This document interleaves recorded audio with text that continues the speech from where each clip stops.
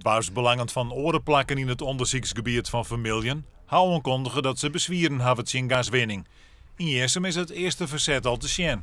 Als dit plan naar trouw gaat, dan zakt het Jersum, zakt het de bewoning. Zo simpel is het verhaal. Dat maar we beslissen net. Hè. Het is een beetje een oerval hè, dat het er een keer nou begint. Hoewel de vergunning al lang geleden is afgegeven, voelt het een beetje als een oerval.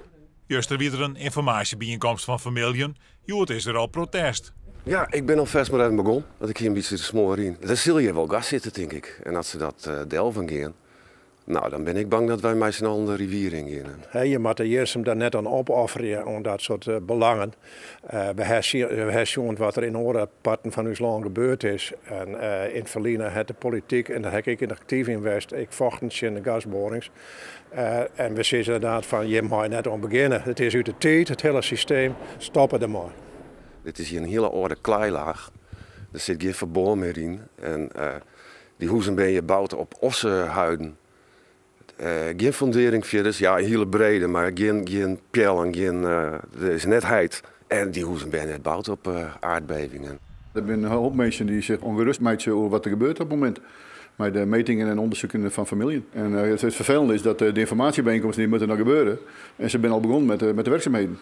Juist de Jong weer een informatiebijeenkomst. Ja, precies. Maar ja, de meeste mensen zijn pas van het weekend terugkomen van vakantie. Dus dat is een beetje lastig. Je bent jezelf ook een oude plaats. Hoe oud is die? Dit is van Jochentje Seys. We gaan nu al met het verkeer en andere problemen al dat er schorden in de moorden binnen die ik één keer in zoveel hier repareren moet.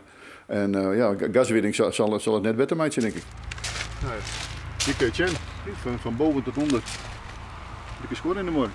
Verleden week had Vermiljen de meetapparatuur online. De verrassing van de dwarsbewoners. Ja, dit zijn kennelijk seismische sensors die dan aan de trillingen meten.